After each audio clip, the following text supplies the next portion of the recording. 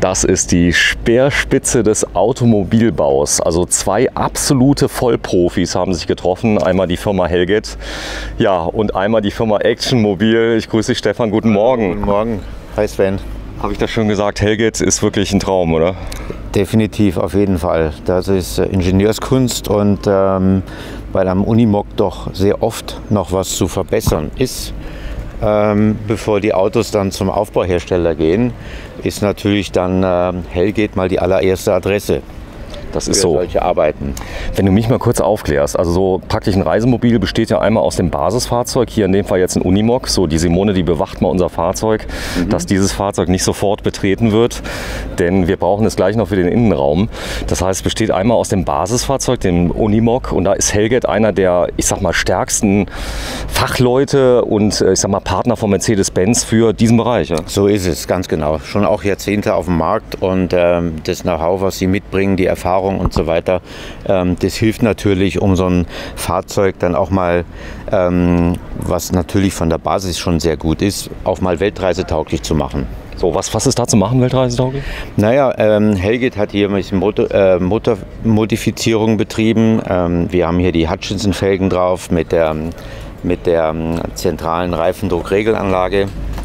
Dann Spezialstoßstange mit LED-Scheinwerfern.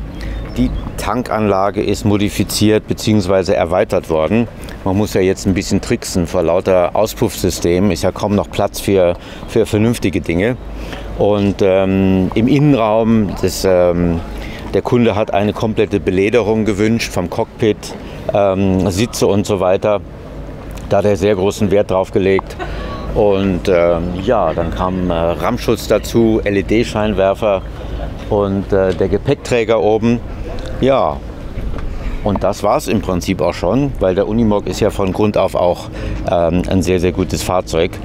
Nicht so für die Langstrecke, dass man eben große Strecken am Tag zurücklegen kann.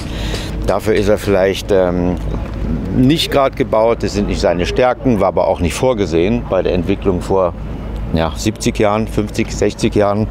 Ich weiß es nicht so genau, aber auf jeden Fall, klar, für die Weltreise gibt es bessere Autos, sage ich mal, oder geeignetere Autos, aber eben seine Stärken spielt der Unimog natürlich richtig gut im Gelände aus. Ja, was total toll ist der Radstand und überhaupt die Geländegängigkeit hier bei dem Fahrzeug. Also nicht, dass die ganz Großen auch nicht überall durchkommen, aber der kommt wahrscheinlich überall durch. Ja? Ja, im Prinzip schon. Es gibt ja auch so eine Faustregel, dass man sagt, der Radstand ist gleich die Aufbaulänge, die maximal empfohlene Aufbaulänge, und wir schauen halt doch immer drauf, dass wir das einhalten, weil dann ist der Unimog immer noch ein Unimog und kann eben seine gigantischen Vorteile, die er im Gelände hat, natürlich ausspielen. Klar, er hat die Schnauze vorne, das heißt, wir haben hier einen Radstand von 3,85 Meter bei einem Aufbau von 4 Metern. Wenn ich das mal umrechnen würde auf einen Mercedes Atego oder auf einen kleinen MAN TGM, einen 4 Meter Aufbau, bei solchen Fahrzeugen mit kurzem Fahrerhaus würde ich natürlich mit einem wesentlich kürzeren Radstand realisieren können, hätte dann einen wesentlich besseren Langstreckenkomfort und durch einen wesentlich kürzeren Radstand sind natürlich die Nachteile der genannten Fahrzeuge, zum Beispiel Atego, zum Beispiel MAN, TGM, dann doch sehr, sehr gering. Das ist so, aber es ist halt auch, ich sag mal, Liebhaberei, wenn jemand da steht drauf, Unimog, das ist ja auch die Entscheidung vom Kunden, der sagt, das ist ein Auto, da habe ich vielleicht früher Ausbildung schon mal gemacht, oder ich will einfach einen Unimog haben, ich will ein kleines Fahrzeug haben, sehr schmal, sehr wendig. Das ist Kundenwunsch, oder? Definitiv. Ich hab einige Leute, die sagen, das habe ich als Kind bei der Feuerwehr gesehen, das Fahrzeug, und Unimog ist eben Kult und Unimog ist bekannt, und das ist dann von den kleinen Jungs schon der Traum. Und auch dieser Kunde, der mittlerweile das 3. Fahrzeug von uns bekommen hat, bisher immer große Dreiachsfahrzeuge, auch das Fahrzeug, was wir gebaut haben mit dem Suzuki Jimny hinten in der Heckgarage. Ja. Der hat eben gesagt, okay, das ist jetzt sein erster Zweiachser, hat auch schon ein Alter erreicht, wo er mit großen Fahrzeugen nicht mehr so gut zurechtkommt, wo er jetzt auch aus Führerscheingründen nicht mehr die Möglichkeit hat, größere Fahrzeuge zu fahren. Und er hat gesagt, so, jetzt kommt das finale Fahrzeug und das wird ein Unimog. Das ist mal eine blöde Frage, ist das ein 7,5 Tonner? Nein, das oder fast. Auf keinen Fall. Er hat zwar gesagt, er baut mir einen 7,5 Tonner, aber wir haben von Anfang an gesagt, das ist bei dieser Unimog-Klasse nicht mehr möglich, weil wir aufgrund der ganzen Technik, das Getriebe ist schwerer, die Abgastechnik ist extrem schwer und Helget hat gesagt, das wird nicht ganz möglich sein. Im Vergleich zu einem U1550L von Baujahr 1990 beispielsweise ist dieses Fahrzeug, das Basisfahrzeug, mindestens 700 Kilo schwerer. Und da sind natürlich die ganzen 7,5 Tonnen Träume schon mal absolut nicht mehr erfüllbar. So, hier steht Atacama. Das ist so ein Grundaufbau, wenn du mich mal kurz aufklärst. Das ist praktisch so eine Bezeichnung für einen ganz bestimmten Typ. Das ist eine Bezeichnung für einen ganz bestimmten Grundriss, der sich bei uns dann auszeichnet durch ein Heckbett und davor angrenzend direkt an eine U-Sitzgruppe. Wir haben Dusche und WC vorne angeordnet und dieses Grundrisskonzept, welches skalierbar ist von hier im konkreten Fall 4 Meter bis zu 7,50 Meter bei einem Dreiachser. Das nennt sich eben bei uns Atacama. In diesem Fall Atacama 4000, bis zum anderen Extrem dann Atacama 7500 beispielsweise. Wenn du mal gerade so nett bist, Stefan, hinten mal aufmachst, dass wir da mal reinschauen können. Das habe ich mal den Schlüssel. Schlüssel hat er, Outbound-Fenster drin, das ist, Outbound? Ich glaube, sehr erhaben, oder? Ja, wir haben in diesem Fall ausnahmsweise mal Outbound-Fenster drin. Wir bauen die Fenster normalerweise für alle anderen Fahrzeuge selbst, aber wir haben bei Outbound in dem Fall einen Gewichtsvorteil und da eben das Ziel damals noch während der Planungsphase bestand, auf 7,5 Tonnen zu gehen, haben wir uns dann für Outbound entschieden, weil ja, es geht im Prinzip um jedes Gramm. Um jedes Gramm. Wenn man die Gewichtskalkulation macht und jede Batterie und jedes Detail dann errechnet, die Deckschichten vom GFK und so weiter, dann ist es halt ein Mosaiksteinchen, wo man sagt, das trägt dazu bei. Sehr schön. Ja, bitteschön. Das heißt, auch die ist zentral verriegelt? Wir haben auch bei diesem Fahrzeug die Zentralverriegelung, da hat der Kunde Wert drauf gelegt. Ich darf das mal zeigen, das ist eine Fernbedienung mit dabei. Ganz genau. Okay. Und dann geht die Klappe auf. Ganz genau. So, und hier ist schon jeder Quadratzentimeter ausgereizt. Alles schon vom Kunden das ist ein Wasseranschluss eingerichtet. Das ist die Außendusche. Ganz genau. So, ich zeige mal gerade, die Verrohrung ist wie zu Hause, richtig, ich sag mal Metallrohr. Ist wie zu Hause und die ganze Verrohrung im Innenbereich, also Frischwasser und auch Heizungssysteme, das sind dann Panzerflex-Schläuche. Da sind wir am flexibelsten, die haben einen guten Durchfluss und ja, die halten schon ein paar Bar aus. Simone! Das heißt, du brauchst dafür einen C-Führerschein. Gedacht war es mal, dass du einen C1E, das sagt dir alles nichts, oder? C-Führerschein, C1E. Doch, sagt mir was, aber habe ich nicht. Hab ich? der ist doch schön, du warst mal drin. Das Design total schick, oder? Es ist auf jeden Fall hochwertig gemacht. Hochwertig gemacht, ja. Außen ist auch die Außenhaut, die ist ziemlich beständig. Der war jetzt schon im Einsatz, das Fahrzeug? Das Auto ist 1 Jahr alt, ja. Er war schon im Einsatz. Das Auto hat jetzt ca. 5000 Kilometer drauf. So ganz leichte Feindberührung hat er schon gehabt, ja? Hat er schon gehabt, ja, weil der Unimog, also man glaubt halt, ja, so ein Unimog ist halt doch deutlich kleiner als ein vergleichbarer Standard-Mercedes oder MAN, ist es aber nicht. Aber wenn er halt durch die engsten Büsche fährt, dann kann sowas natürlich mal passieren. Stefan, wenn du mal auch mal hin bitte aufmachen. Ich bin mal immer sehr gespannt, was man da alles so unterbringen kann. Denn da ist ja jeder Zentimeter viel. Ich höre so ein bisschen raus, es gibt Konzepte, die wahrscheinlich genauso teuer sind, etwas größer sind, auch ungefähr genauso geländegängig sind, die auch sehr gut funktionieren. Und das ist jetzt, ich sag mal, schon ein Liebhaberstück, kann man das sagen? Ja, auf jeden Fall. Das stimmt. Also die Preise, die richten sich nicht hauptsächlich nach der Größe des Fahrzeugs, sondern es ist immer die Ausstattung entscheidend. Bei der Ausstattung gibt es dann Unterschiede bis zu sogar 300.000 Euro. Größe ist ja auch nicht immer immer besser, ne? Also Nö. größer ist nicht. Aber ob jetzt der Aufbau 3,70 Meter, 4,20 Meter, 4,50 Meter lang ist, das ist dann preislich jetzt, spielt es nicht so die große Rolle. Solange die Technik absolut immer gleich bleibt. Wenn ich dann einen großen habe und habe dann 6 Lithium-Batterien statt 2, dann habe ich natürlich und das dann konsequent durchziehe, dann kommen gigantische Preisunterschiede zustande. Aber wenn ich sage, ich brauche nur mehr Größe, mehr Platz, aber die Technik bleibt gleich, dann sind die Unterschiede halt relativ gering. So, die Riegel aus dem Fahrzeugbau, alles aus Stahl, das heißt, die Klappen sind sicher. Auf jeden Fall, das ist relativ rustikal, da sind keine Nadellager oder irgendwas Filigranes dabei, sondern alles rustikal, erweiterbar eben mit der Zentralverriegelung. Die Herausforderung war dann die Zentralverriegelung bei den Aluminiumklappen, weil wir da ein komplett unterschiedliches Schlosssystem haben. Ja. Und, das ist die Zentralverriegelung, oder? Ganz genau. Und die Integration sämtlicher Schlosssysteme, dass es eben auf Knopfdruck dann funktioniert, das war eben die Herausforderung. Ja, das Beste vom Besten verbaut, skalierbar, Mastervolt, überall servitierbar, vollkommen virtuos einsetzbar, mischbar. Lithium, AGM spielt gar keine Rolle, man muss sie aber programmieren können. Ihr habt Spezialisten für Mastervolt, oder? Da haben wir Spezialisten und wir haben auch eben das gesamte Batteriesystem. Also Mastervolt liefert ja auch Solarregler, die Multivoltage-Lader. Komplett von Mastervolt. Komplett von Mastervolt. Es ist komplett von Mastervolt und das als Inselsystem ist eben auch ein Bussystem. Das heißt, dass dann sogenannt heutzutage over the air auch mal Updates gemacht werden können. Oder wenn der Kunde meint, da stimmt jetzt irgendwas nicht, dann kann man eben von außen mal nachschauen, ob irgendwas zu tun ist oder ob ein Update fällig ist oder was auch immer. Ja. Und alles andere machen wir am liebsten analog. Schalter, Sicherung, Verbraucher, fertig. Ja, man kann das schon mischen. Das System ist üblicherweise eingesetzt bei professionellen Anwendungen. Also ich sage jetzt mal in der Schifffahrt und zum Beispiel sehr stark, aber auch in der Bundeswehr. Ich weiß das also, dass die wirklich auf Mastervolt setzen, wenn es um Autarkie geht.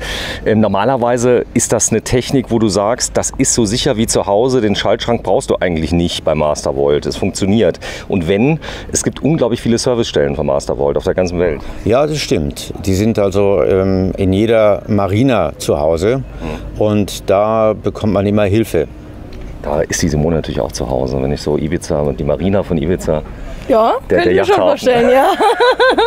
Ist aber so, dass die Leute, ich meine, die haben hier eine fahrende Yacht so ein kleines bisschen. Da gibt es auch große Yachten, kleine Yachten. Aber der Innenausbau, der erinnert mich auch stark. Das ist so, leichte Yachtanleihen sind hier schon drin. Das Holz, das sieht aus wie Eiche. Ja, das ist Eiche. In diesem Fall ist es eine Nachbildung, weil dieser Boden ist extrem kratzfest, ist aber ein Kunststoffboden und da kann man natürlich dann die passende Holzart, also echtes Holz dann auch für die Möbel, für die anderen Oberflächen dann finden, entsprechend ölen oder beizen, dass es dann eben zu dem jeweilig ausgesuchten Boden dann auch passt. Was mir jetzt hier direkt auffällt, die Treppe ist hier relativ niedrig. Also die ausfahrbare nochmal. Wie macht man das jetzt, wenn man im Gelände unterwegs ist? Ja, also die ist sehr leicht abnehmbar. Wenn er im extremen Gelände unterwegs ist, dann kann ich diese Leiter mit Schnellverschlüssen abnehmen. Hier haben wir eben den Punkt, dass der Kunde doch ein gewisses Alter erreicht hat, wo man sagt, er muss einfach bequem ein- und aussteigen können. Ja. Und da eben dieses Gewichtsthema noch eben ein Thema war, haben wir uns hier entschieden, die Standardleiter zu nehmen, die man eben überall kaufen kann. Die unterscheidet sich dann doch deutlich von der von uns eigens gefertigten Leiter. Unsere ist halt doch ja, mindestens 3- bis 4-mal so schwer. Ja. Und bei dieser Leiter ist es auch so, wir haben die abgeschnitten. Normalerweise sind die Stufen etwas breiter und da konnten wir dann eben das so anpassen, dass er zu dem schmalen Einstieg des Unimogs eben passt. Und das heißt, das hier ist jetzt nur für die Messe Das ist gedacht? nur für die Messe, ganz genau, dass die Gäste es etwas bequemer haben zum Rein- und Rausgehen.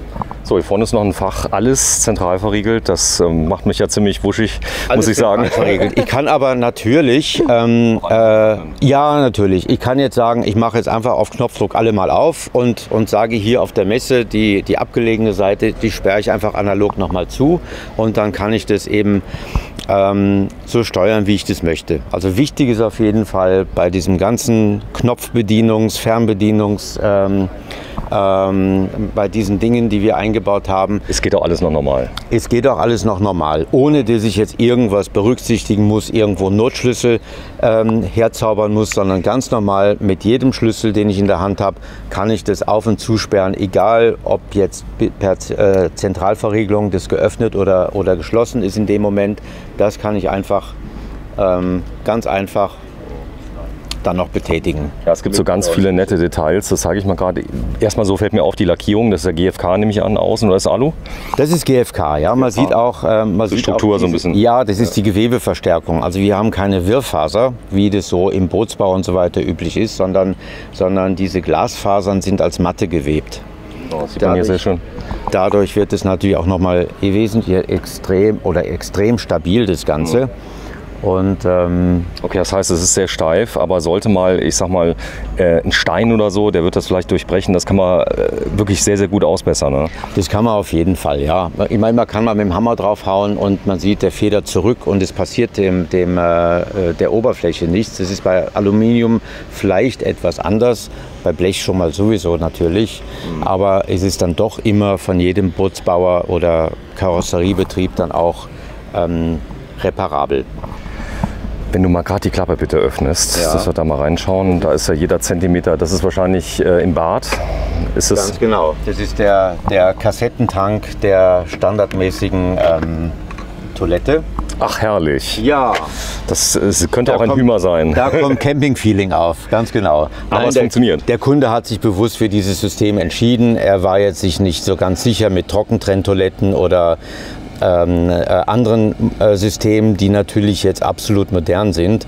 Er wollte lieber auf die konventionelle Technik bauen, aber eben nicht mit der standardmäßigen Klappe, die es von Thetford gibt, sondern eben mit unserer Action-Mobil-Klappe.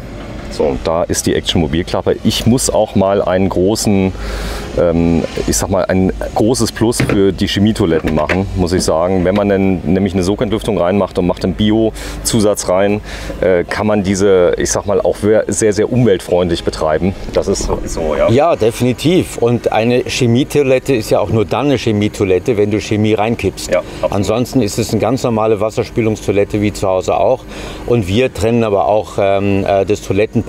Das Toilettenpapier wird bei uns nochmal getrennt entsorgt und darum kann man natürlich dann ein bisschen flexibler umgehen, wenn es darum geht, die Tanks eben zu entleeren. So, komm, wir gehen mal rein. Denn Schuhe aus. Ihr könnt die Schuhe anlassen. So, aber ich mache eins, du hast was ganz Tolles gemacht. Ich trete die jetzt mal ab. Hier ordentlich. Das ist ein ganz schöner Teppich. Den gibt es bei dir, oder? Die Leute kommen doch immer und fragen die wildesten Sachen, so, weil habt ihr den Teppich? Ja, schon. Musst du mal meine Frau fragen. Die weiß genau, wo wir es her haben. Ach, das haben wir irgendwo mal in einem spanischen Supermarkt gekauft, einfach, um einfach mal was vors Auto zu legen. Funktioniert. Ja, funktioniert. So. Ich zeige mal gerade was Besonderes. Die DNA von dir ist unter anderem diese, ich sag mal, wirklich tolle Tür. Zweiteilige Tür, ja, ganz genau. Zweiteilige Tür, die natürlich einen riesen Vorteil hat. Man könnte sie auch theoretisch runterlassen, ja, oder hochlassen mit allem drum und dran. Jetzt ist sie hier in einer schönen Form. Du kannst sie halb aufmachen, rausgucken, erstmal gucken, ist der Tiger vor der Tür? So hast du jetzt mal ein zusätzliches Fenster. Ja. Das ist jetzt aber nicht der Hauptgrund, warum wir sowas haben. Wir haben natürlich hier auch bei diesem Fahrzeug die abgeschrägten Seitenwände. Ja. Das heißt, du musst aus dem Grund schon mal die Tür zweiteilig dann konstruieren. Das ist Anfang der 80er Jahre entstanden. Wir haben ja damals schon die Aufbauten mit hydraulischem Hubdach gebaut. Ja. Und wenn da das Dach runterkommt, würdest du theoretisch nicht mehr in den Aufbau reinkommen. Weil Ach so. Ja, und darum ist die Tür halt zweiteilig, damit du auch bei abgesenktem Dach, Schuhschachtelprinzip. Jetzt mal ehrlich, das ist doch Teil deiner DNA. Das haben alle deine Fahrzeuge, oder fast alle, die da sind. Und die Leute wollen das so, oder? Die Leute wollen es so. Ich meine, bei dem abgesenkten Einstiegsbereich mit den integrierten Einstiegsstufen haben wir natürlich auch eine gewisse Länge. Ja. Das einteilig zu machen, ist dann auch nicht mehr sehr praxisgerecht. Und ja, da haben wir eben die zusätzliche Klappe als Fenster. Das gibt es auch mit und ohne Glasscheibe noch drin. Und eben, Also Mit abgeschrägten Seitenwänden geht es eben auch gar nicht anders. Man muss schon sagen, die Treppe nimmt recht viel Platz ein, aber sie ist halt auch komfortabler wahrscheinlich als die meisten Auch sehr anderen sicher. Ne? Wenn du jetzt mit Tablett und Erdnüssen und 2 Gläsern Wein jetzt rein und raus gehst, dann ist es natürlich ein Komfort- und Sicherheitsfaktor. Weil natürlich würde ich mir wesentlich leichter tun, ich würde einfach die Bodenplatte gerade durchgehen lassen und einen Treppenkasten drunter setzen. Aber mit dem Treppenkasten drunter habe ich halt auch den Nachteil, der nimmt unten den Platz weg. Ja. Und die Stufen sind draußen, die sind auch sehr, sehr weit vom Fahrzeug entfernt. Wenn neben dir jemand parkt, kommst du dann mit dieser weit austragenden Leiter eben nicht mehr rein. Ja. Und du kannst natürlich auch hier mal deine Bergschuhe unterbringen oder Also kann man doch noch auch als Stauraum nutzen. Ja, definitiv. Ja. Das machen wir auch. Also wir haben dann immer, wir sind auch mit dem Hund unterwegs, du hast die Hundeleine da, den Fressnapf und alles Mögliche hast du dann da untergebracht. Weil man muss sich ja schon den Platz auch gut einteilen, ne, in so einem Mobil. Ja, definitiv. Also wir sagen, wenn man die Bodenplatte durchzieht, dann sollte unten drunter eine ganz flache Ausziehleiter sein, damit du eben da noch zum Beispiel einen Dieseltank oder sowas unterbringen kannst. Dann macht das Ganze Sinn.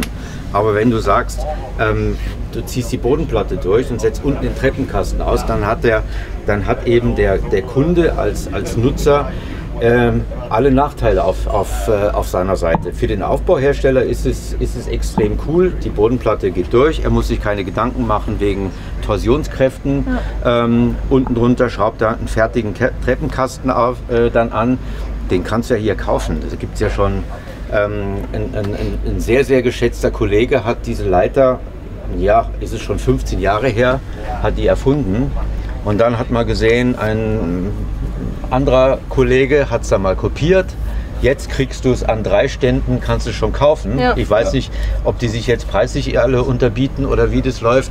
Aber klar, für den Aufbauhersteller, Bodenplatte durchgehen, Treppenkasten drunter, Traum. Fertig. Ja. Aber der Kunde kommt dann nachher erst drauf, dass er sagt, das Ding kommt sehr weit. Ja, du bist ja auch in dieser Höhe, bist du dann schon draußen. Und das mit Tablett oder du bist irgendwann mal in einem Alter, wo du sagst, ich fühle mich nicht mehr so wohl. Ja. Naja, und hier gehst du jetzt mit dem Tablett, kannst dich vielleicht hier noch abstützen. Ist natürlich auch eine Kopfsache irgendwo, aber wenn du nach draußen gehst, bist du halt mal maximal auf 70 cm Höhe und nicht eben auf 1,30, 1,40 oder beim MAN Cut auf 1,50. Ist natürlich schon vom Komfort, von der Sicherheit, von der Nutzbarkeit natürlich schon was anderes, ja. So, extrem. Stefan, wir müssen ein bisschen Gas geben. Wir wollen ja heute alle 5 machen und ich liebe deine Treppe, weil du kannst dafür gar nichts. Aber wenn du mal gerade da unten mal aufschiebst, bitte. Das ist ein ganz tolles Fach, oder? Das ist auch Atacama-mäßig. Da haben wir jetzt ein Schuhfach. Wow. Ja. So, wir haben bei dem Global XRS haben wir diesen Schrank nochmal auf der anderen Seite. Dann haben wir normalerweise 2 Schuhfächer, wenn es der Kunde haben möchte. Ich darf mal ganz kurz dir noch mal eine Huldigung machen. Wenn du mal gerade die Tür mal bitte schließt, sei mal gerade so nett. Beide Teile? Beide Teile, ja. Ich will mal gerade sehen, ob sie das kann. Bitte oben anfangen. Ja, okay. Jetzt musst du unten wieder ein bisschen aufmachen. Einfach ziehen. Ja. Ganz genau. Okay. So, und dann wieder Riegel.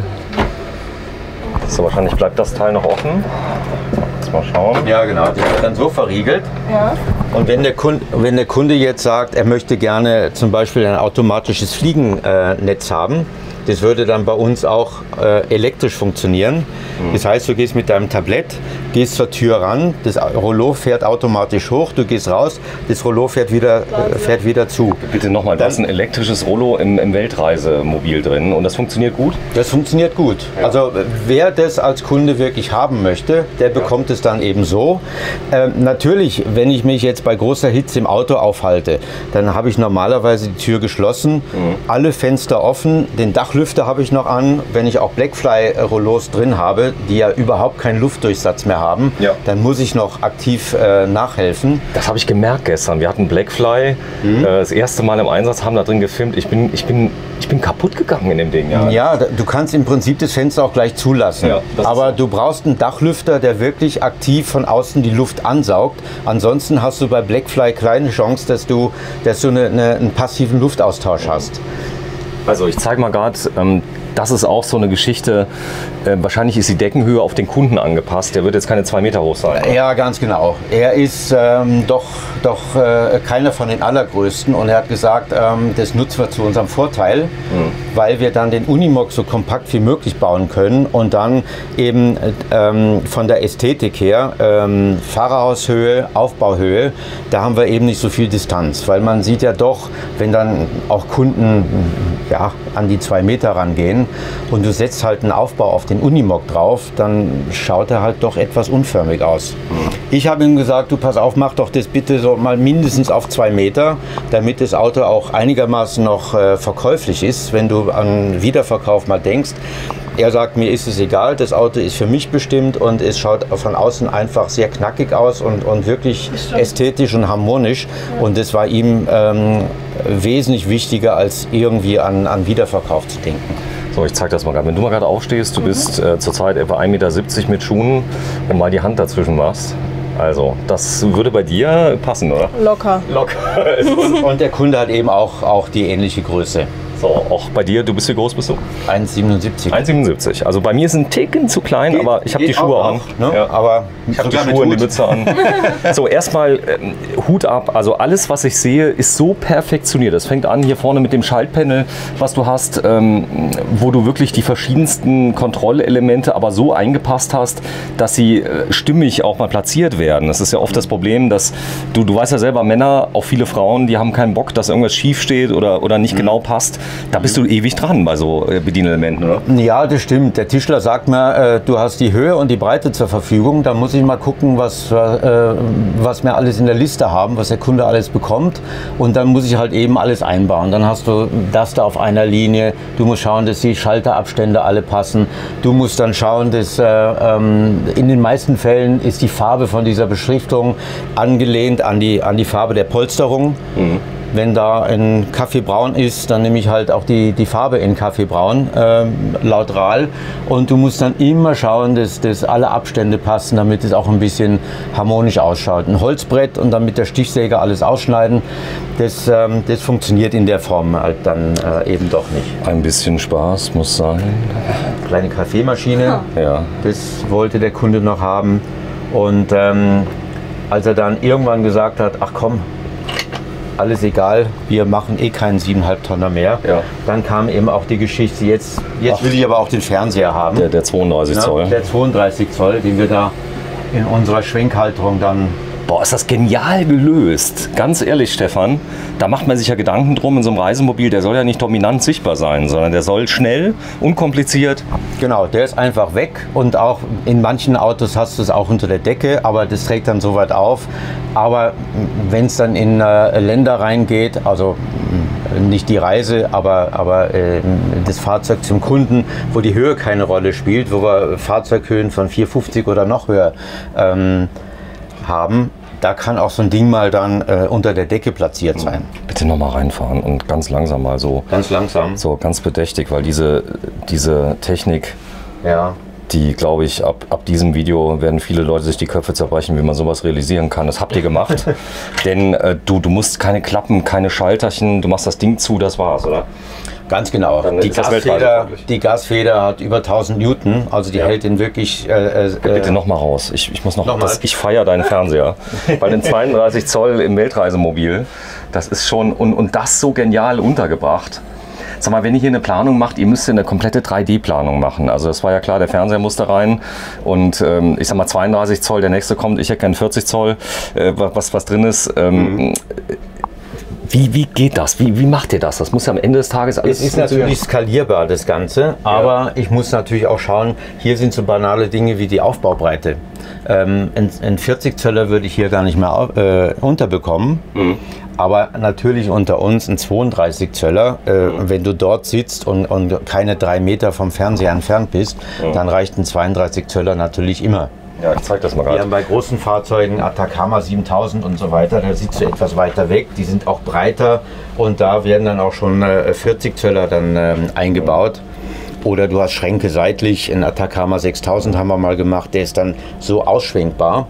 Hat das was mit der Wüste Atacama zu tun, weil das Atacama heißt? Ja, ganz genau. Also diese ganzen Begriffe Globe Cruiser, Temet und so weiter, die stellen dann immer gewisse Grundrisskonzepte dar. Und dieses Atacama-Konzept, also diese Dusche im vorderen Bereich, U-Sitz-Gruppe am Bett angelehnt, das haben wir 2003 das erste Mal mit einem Kunden gemacht, der sich in Frankreich alle 3 bis 4 Jahre ein eigenes Boot hat bauen lassen.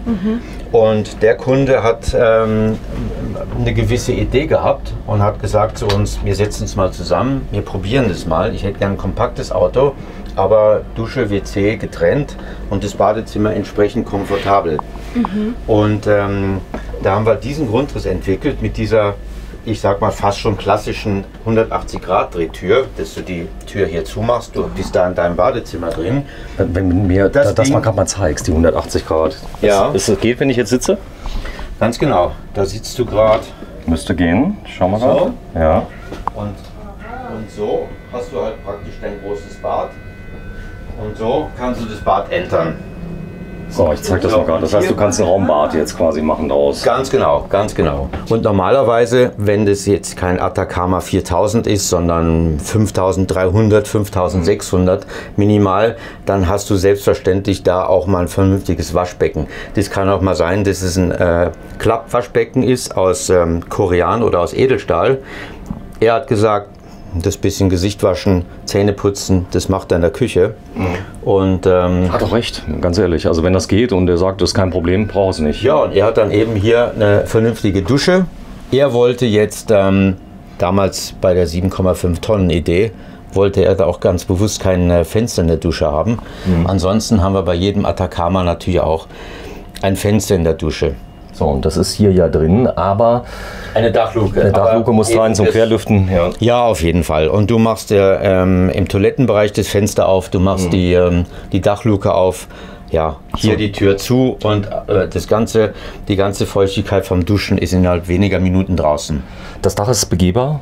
Ja, Ja, es genau. ist voll begehbar, wie bei jedem Fahrzeug von uns, weil auch diese ganzen Innenelemente, diese Innenwände oder auch die Wände von den Sitztruhen, die werden alle aus dem GFK-Sandwich-Material hergestellt, eingeklebt und das macht den Aufbau natürlich nochmal extrem stabil. Hier vorne. So, also die Tür, das gefällt mir schon mal sehr gut, dass du hier offen reingehen kannst, offen duschen kannst. Du hast dieses Raumgefühl, wird nicht kaputt gemacht.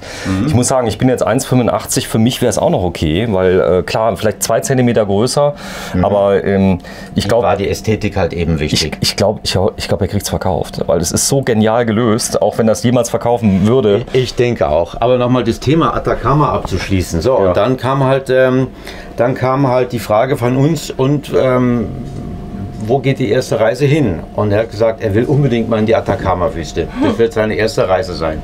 Und dann haben wir gesagt, okay, Atacama passt irgendwo. Ist ein schöner Name. Jetzt haben wir dieses Grundrisskonzept eben Atacama genannt. Aha, interessant. Sonst steckt gar nichts dahinter. Und eben die 4000, in dem Fall die Aufbaulänge und Atacama 4000, 6000, 8000. Also ich finde auch interessant hier, ihr seht, also man sieht, dass ihr das auch in der Praxis irgendwie macht, weil das ist nochmal so ein Detail, was eigentlich wirklich sehr nützlich ist. Ne? Ist ein Spritzschutz, ganz Ja. einfach. Und trotzdem total elegant. Find ja, ich, und es ist Alcantara. Wir hatten mal das Problem, du machst Spaghetti mit Shrimps und so weiter, viel Olivenöl drin und ist das Ganze mal über die Alcantara-Polster gekippt Ja. und du kriegst es absolut rückstandsfrei wieder raus. Das ist Einfach wirklich so. ein Putzschwamm, ein bisschen Spüli mit rein und du reibst es und es ist einfach top, dieses Material. Aber Leder und so weiter natürlich auch möglich. Ja. Glattleder bin ich jetzt nicht so der Freund von, ist mir jetzt meine persönliche Meinung. Du rutschst da immer drauf rum. Im Sommer mit der kurzen Hose oder nee, ich mag es nicht so. Ja. Klebt. Wenn dann Wildleder Ja. und da musst du halt dann eben so konsequent sein und sagen, okay, wenn da mal Flecken drauf kommen, dann ist es halt einfach patina und fertig. So, und du hast das genau an die Gläser angepasst, das ist schön. Ja, die Gläser angeliefert, auch das Geschirr und so weiter und bei euch ist alles Handarbeit, oder? Weil du auch gesagt hast, mit der Stichsäge hier alles rausgefräst und so weiter. Also das ja, das machen wir eben nicht, da wird eben CAD gefräst. Ach so. Und dass man jetzt sagt, man nimmt ein Holzbrett und dann wird das mit der Stichsäge, das ist eher nicht so unser Ding, sondern du musst es halt so vernünftig auch beschriften können und auch verschiedene Sprachen. Drüben haben wir für ein niederländisches Ehepaar halt das Ganze gemacht. Und also mit der CNC schon.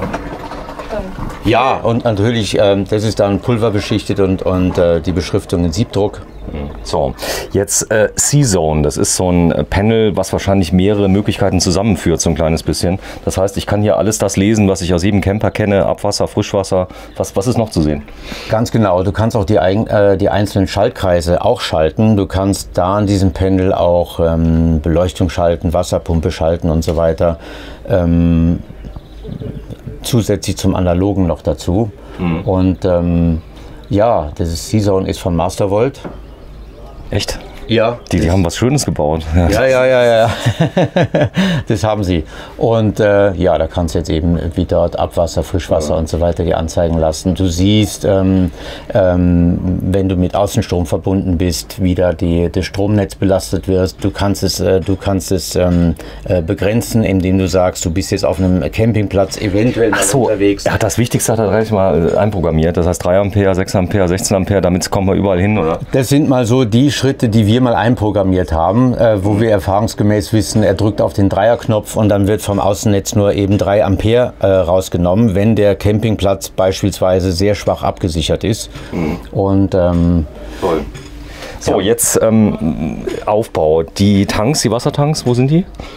Wassertank haben wir da drunter. Wir haben dann im hinteren Bereich eine Batterie, das ist eine 300 Amperestunden Batterie, weil eben ja, Gewicht und Platz war da.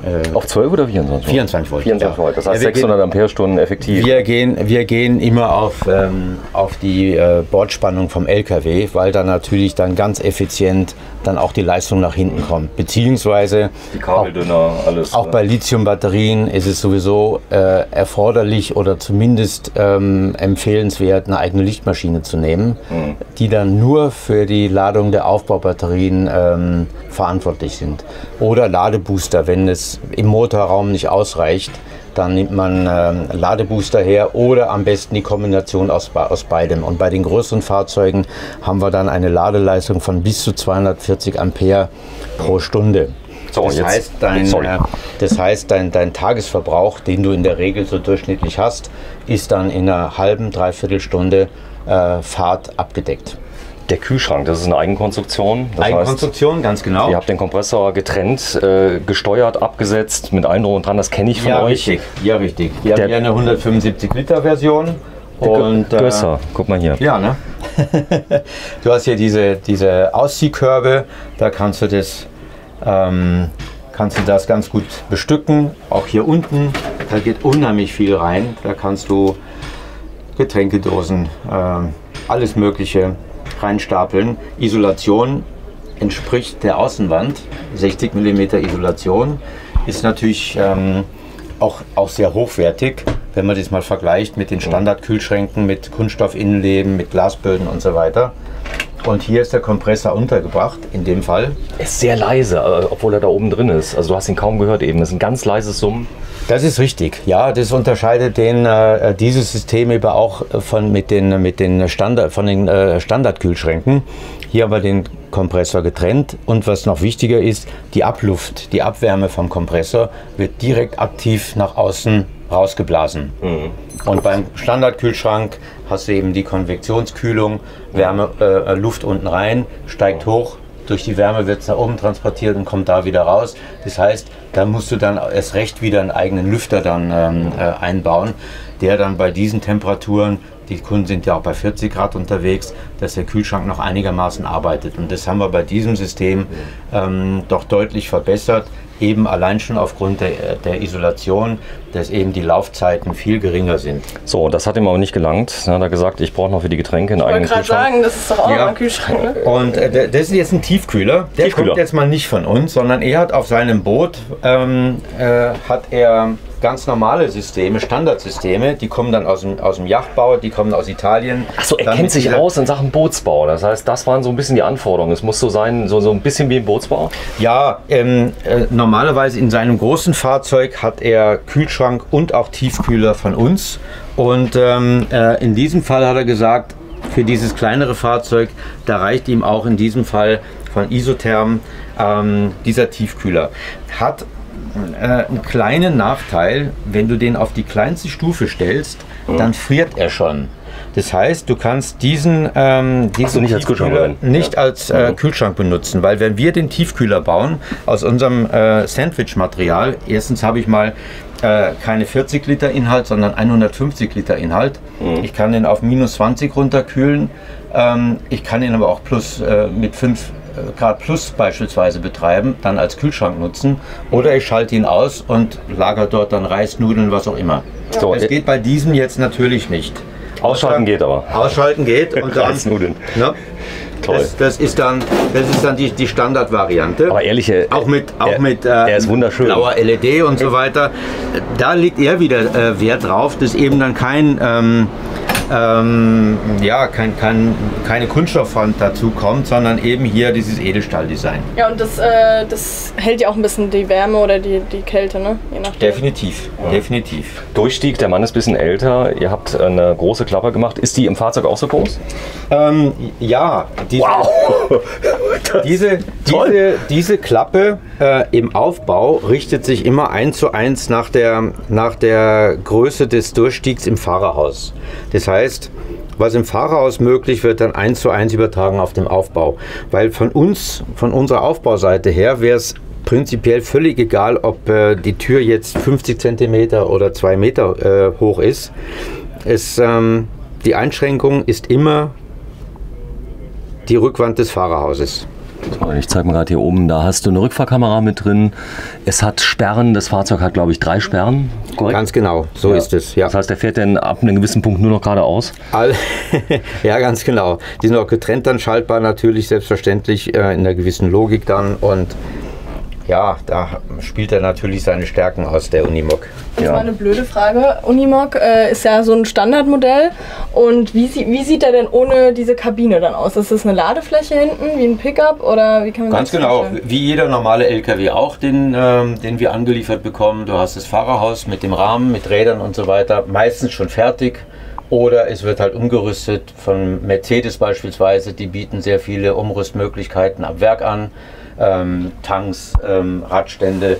Der Mercedes Arox ist neuerdings sogar mit Luftfederung an der Hinterachse. Dass man direkt starten kann mit der Kabine. Ja.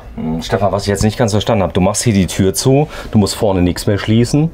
Das heißt, der Balk ist so dicht, dass es kein Problem ist? Oder gibt es da noch einen... Der Balk ist absolut dicht. Ja. Beim Unimog haben wir natürlich da vom Geräusch her mal eine gewisse Einschränkung, dass man doch eigentlich noch fahrerhausseitig eine isolierte Tür unterbringen sollte. Das ist Kundenwunsch, wie der will. Ja, ganz genau. Oder ja, aus Platzgründen auch nicht immer so einfach regelbar, lösbar. Der Kunde hat zum Beispiel einen Hund, ja, der braucht auch ein bisschen Platz und dann eine Tür wäre da etwas einschränkend. Und als Vergleich beim MAN, TGM oder TGS, langes Fahrerhaus, da ist dann die zusätzliche Tür fahrerhausseitig dann nicht mehr erforderlich. Du liebst MAN, das weiß ich, MAN. Wenn aber jetzt der Kunde hat einen Fuhrpark, zum Beispiel mit Mercedes-Benz, will unbedingt Arox haben zum Beispiel, geht das bei euch? Ja, definitiv. Geht. Definitiv, ja. Man muss halt immer die Feinheiten so ein bisschen dann unterscheiden, weil wenn ich einen MAN nehme mit Blattfederung, dann habe ich die Möglichkeit, ab Werk spezielle Achsen für Einzelbereifung zu bestellen. Das heißt, dann sind bei diesem Fahrzeug alle Räder an allen Positionen gleichartig montiert. Und es ist kein umgerüstetes Fahrgestellen mit Zwillingsbereifung. Das habe ich bei Mercedes nicht mal beim Mercedes C-Cross habe ich das. Da sieht man, auf der Vorderachse sind die Räder mit der Schüssel nach innen montiert, auf der Hinterachse mit der Schüssel nach außen. Und da sieht man schon, das ist jetzt nicht bis ins letzte Detail für Einzelbereifung dann schon ausgelegt. So, gleich gibt es Teil 2. Werden wir kurz noch mal das Bett zusammenbauen, werden alles mal zeigen. Hier ist der Fernseher drin, da komme ich ja immer noch nicht drüber weg, aber wir werden ihn jetzt nicht nochmal öffnen. Ihr könnt ja zurückspulen. Bettkonstruktion ist sehr simpel, bis gleich, bleibt dran. Die Kamera haben wir getauft, es ist nämlich richtig warm. Wir filmen heute am 19. Juni 2022, Abenteuer Allrad. Ist der Tisch denn massiv, Stefan? Der ist sehr massiv, ja, auf jeden Fall. Den kannst du auch noch absenken und als weitere Liegefläche verwenden. Das heißt, hier unten kann jemand schlafen, oben schläft jemand.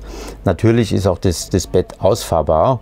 Wir haben in diesem Fall ein Einzelbett mit 75, wird natürlich in der normalen Schlafposition rausgezogen und dann haben wir ein Doppelbett mit 1,50 Meter.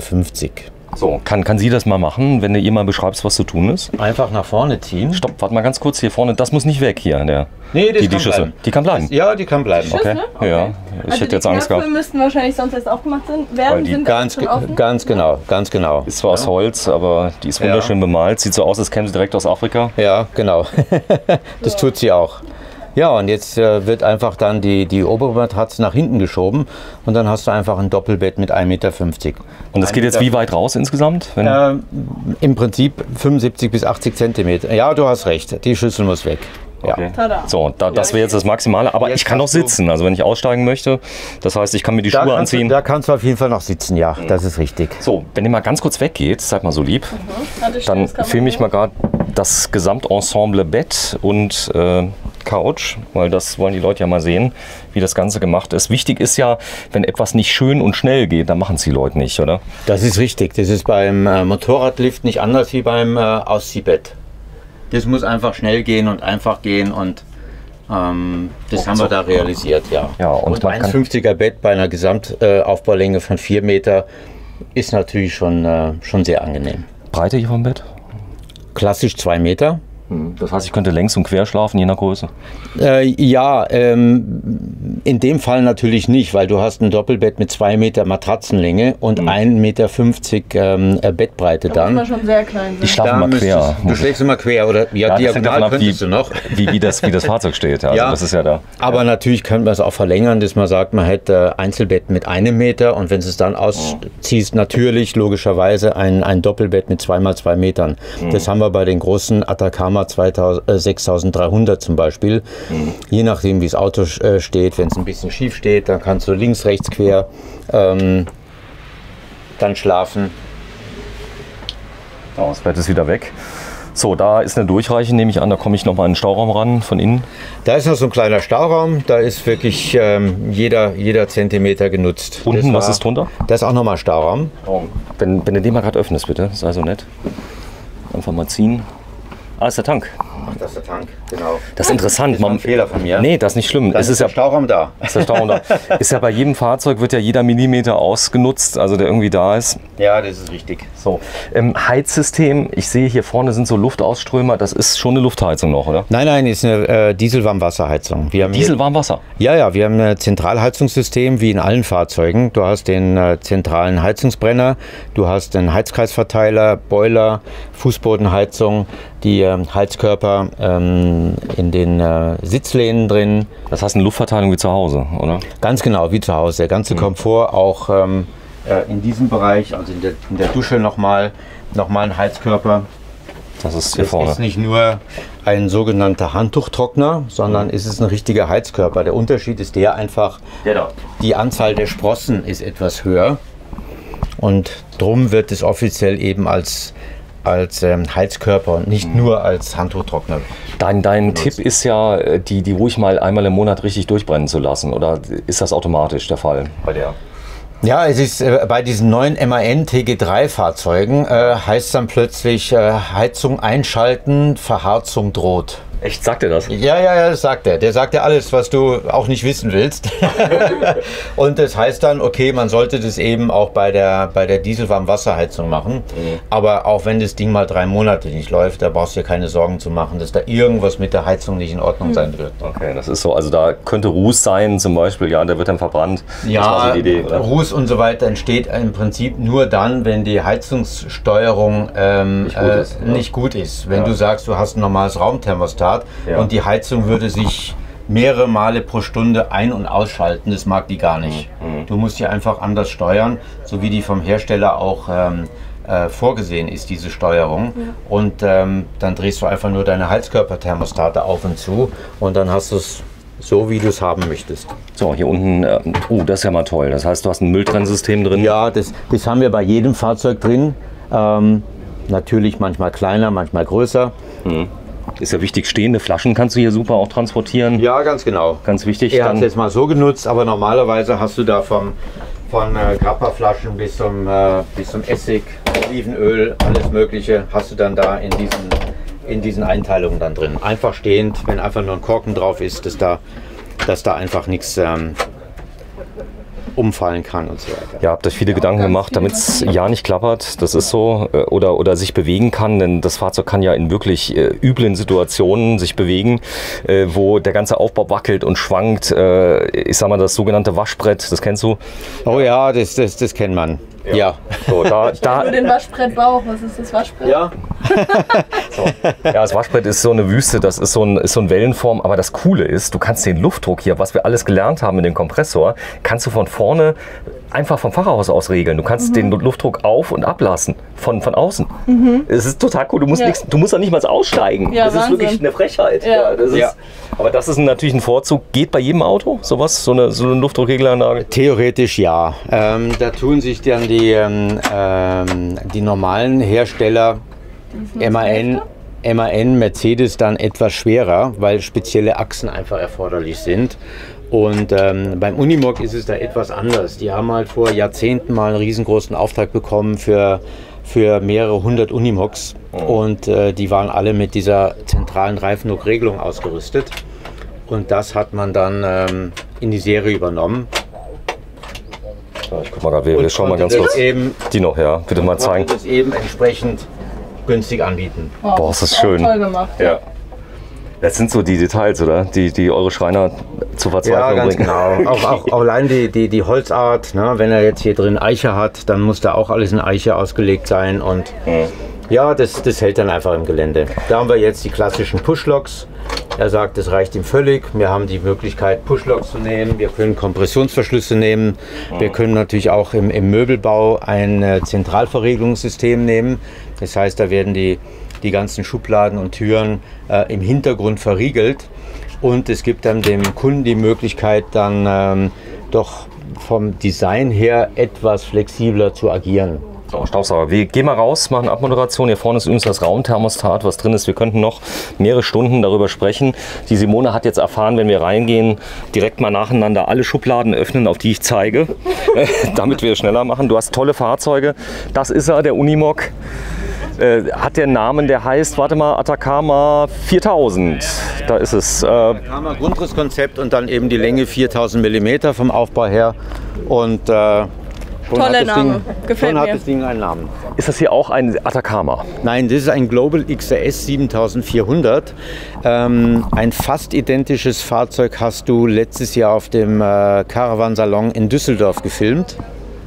Und das ist praktisch das zweite Modell jetzt aus der Serie. Aus Serie, ja. Ja, auch schon. Einfach mal Serie. Ja, das Modell 3 auch schon von MAN. Ganz kurze Frage, wo fangen wir da an, wenn ich hier so ein Projekt haben möchte, Unimog 4000? Also sagen wir mal so, wenn ich jetzt diesen Atacama 4000 Aufbau haben möchte und würde den auf einen kleinen MAN Atego oder Mercedes oder MAN TGM draufsetzen, dann würde ich exklusiv Mehrwertsteuer bei ca. 400.000 € liegen. Mit dem Fahrzeug? Mit dem Fahrzeug exklusiv Mehrwertsteuer. Ich habe gedacht, du wärst so teuer. Also klar, die Leute sagen jetzt 400.000 € ist ja immer noch viel Geld, aber ich sag mal, Ja, es relativiert sich natürlich dann alles. Wir waren traditionell immer mit einem sehr geschätzten Kollegen immer die teuersten. Qualitativ auch immer Top. Ja. Danke. Ja. Und wir schauen auch ein bisschen auf die Optik. Du siehst es auch da zum Beispiel bei der Eingangstür. Die ist innen genauso lackiert wie außen, weil manche Kunden sagen, okay, bei mir steht die Tür den ganzen Tag offen. Ist die jetzt weiß, schaut es schrecklich aus beim grauen Auto. Und natürlich, wir schauen auch eben auf die Feinheiten, auf die Qualität, auf die Detailverarbeitung. Und, aber das schätzen eure Kunden auch. Das schätzen die auf jeden Fall. Darum kommen die zu uns. Das Schlimme ist das Thema Werterhalt. Also du kannst ja heute Fahrgestelle kaufen, die einfach nur mal stehen lassen, 3 Jahre. Ja, das ist dann schon, da hast du schon Geld verdient. Ja, definitiv. Das ist heutzutage so. Der Markt ist momentan etwas verrückt. Und diese Preissteigerung, natürlich, wir haben Corona, wir haben den Suezkanal, wir haben die Ukraine und so weiter. Da kriegst du dann ständig von deinen Lieferanten gesagt, ja, Preiserhöhung 5%, 10%, 15%. Wenn jetzt sowas dann auch... Take it or leave it, sagen die manchmal. Ja. Wenn das so die Dynamik annimmt, dass jetzt ein Hersteller sagt, ach, ich knall jetzt die Preise nach oben 20-30%, dann ist es natürlich auf der einen Seite teilweise begründbar, aber auf der anderen Seite ist es vielleicht auch nur Marketing, dass man sagt, bevor ich 4 Jahre Lieferzeit habe, setze ich mal die Preise so weit nach oben. Und dann relativiert sich natürlich dann auch die Preisdifferenz zu uns. Ja, Actionmobil, Stefan mit vollem Namen? Stefan Wirz. Stefan Wirz. Ihr seid ansässig in Österreich oder in Deutschland? In Österreich, ja, genau. In Saalfelden, bei Zell am See. Bei Zell am See, also sehr schön. Und das hier, Bundesland Salzburg. Salzburg, also direkt an der deutschen Grenze, so kann man es eigentlich sagen. Und das Ganze, Ganz ich sag genau. mal, Ganz ist so genau. bayerisch gemein, ist so der Geheimübergang, den man so gehen kann. Da war ich jetzt öfter mal. Ganz Ja, genau. wenn ich jetzt Interesse habe, das Schlimme ist, du hast keine Kunden, du hast mehrere Fahrzeuge fix und fertig auf dem Hof stehen, die du nicht wegkriegst, die du morgen am liebsten verkaufen möchtest. Nee, die Wahrheit ist anders. Man muss sie bestellen. Man muss ihn bestellen. Wir machen das seit 1979 auch nicht anders, dass wir eben nur nach Kundenwunsch bauen. Ja, dauert wie lange, wenn ich jetzt 2 Wochen, oder? Nein, also wir haben immer so um die 2 Jahre Lieferzeit. Das hat aber Tradition. Das ist eigentlich seit 20, 30 Jahren schon so. Früher hat man mehrere Fahrzeuge gebaut, dafür dann kleinere, auch teilweise Alkovenkabinen auf Toyota, Mercedes G und so weiter. Dann wurden die Fahrzeuge immer größer, die Ausstattung immer umfangreicher, dann baut man weniger Fahrzeuge. Aber es sind immer 2 Jahre grundsätzlich und bei uns ist es halt wichtig, eben wir bauen nur 3 bis 4 Fahrzeuge im Jahr, dass wir uns eben auch für jeden Kunden die Zeit nehmen können, die es braucht, also, dass der Kunde eben entsprechend beraten wird. Weil wenn euphorisch jemand kommt und sagt, er möchte einen Hubdachaufbau haben, dann sage ich, okay, kannst du haben, bedenke mal die folgenden Nachteile. Dann heißt, okay, alles klar. Schade, wir nehmen trotzdem was Konventionelles. Es ist so, wenn ihr sowas haben möchtet, ich kann euch eins versprechen, es sind kultige Fahrzeuge, fast alle oder ich glaube sogar alle funktionieren. Das werden wir gleich zeigen, das Fahrzeug hier. Es sind fast alle noch auf der Strecke, Actionmobile, oder sind schon ein paar Stück durch Überrollen zerstört worden? Nee, das nicht. Das ist eigentlich so wie bei Porsche, dass die meisten noch fahren. Also ich kann mich nicht erinnern, dass irgendein Fahrzeug mal verschrottet worden wäre. Und die sind das alle seit noch im Einsatz. Und das seit wie vielen Jahren? Seit 1979. Und wir haben die ersten Fahrzeuge mit H-Kennzeichen. Ja, cool. Also das ist ja auch eine Argumentation, Langfristigkeit, Werterhalt. Vielen Dank fürs Einschalten. Heute am 19. Juni, Abenteuer Allrad, Tag Nummer 4. Richtig. Nee, 4. 5. 5 ist es. Ja, 5. Ihr habt recht mit dem, mit dem Händlertag. Mit ja, genau. dem Händlertag 5. Danke. Tschüss.